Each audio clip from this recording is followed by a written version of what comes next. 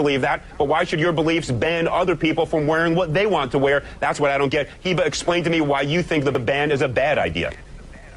I think that it's a bad idea because I think it's yet another example of men telling women how to dress, how to live their life. It's another way to try to control women and to take it to a government level, to try to legislate the way that a woman dresses is not just wrong and against human rights, but it really violates the whole basis that the democracy and democratic countries are based on. This is a free choice. This is something that I choose to wear. I disagree that it's some right-wing ideology. It is something that is permitted in Islam. I have a master's degree in mechanical engineering, and I am free to do whatever I want, and this is a choice that I want to make. And just because somebody doesn't accept my interpretation of Islam or personally like it, doesn't mean that we can use laws to violate people's freedom of expression and freedom of religion. But let me just ask you this. When you go to the airport, you understand there are going to be obligations. They're going to have to check you for security like they check all the rest. When you get a driver's license, they take a picture with or without your veil on.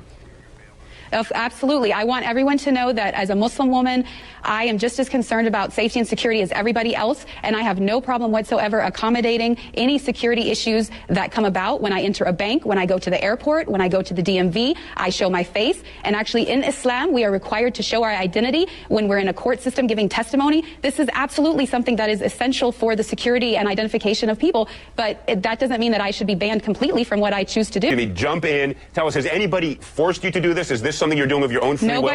Nobody has forced me to do this, and I really have to disagree with the statistics that Mona is trying to put forth, because studies have shown that there are only 2,000 women in France that wear the niqab. The majority of them are converts who converted to Islam and are voluntarily choosing to do it. This is my choice. Nobody can force me to take it off. I would not take it off even if you paid me to do it. And the fact of the matter is that I have never met a single Muslim woman in all of my travels around the world that is being forced to wear it. I understand Mona does not like it and does not want to wear it personally, but she keeps talking about her own feelings about it, and she wants to use the law to support it. If she wants a diversity in Islamic belief, then she has to accept my version just like she wants me to accept hers. I want people to know that when I choose to cover this way, it's because I am fighting against a systematic oppression against women in which women's bodies are being sexualized and objectified. This is a different perspective and a different form of empowerment in which I think when I'm in public, my sexuality is in my control, and people have to deal with my brain and who I really am and not judge me by my body. And if we want to really talk about the oppressive situation of women, let's talk about all of the eating disorders, all of the plastic surgery, all of the unhealthy diets that are being done, all in the name of having the perfect body. To me, this is liberating and this is empowering. Mona keeps saying, I believe, I believe, I believe. Well, we don't make laws based on what Mona believes or what anybody believes.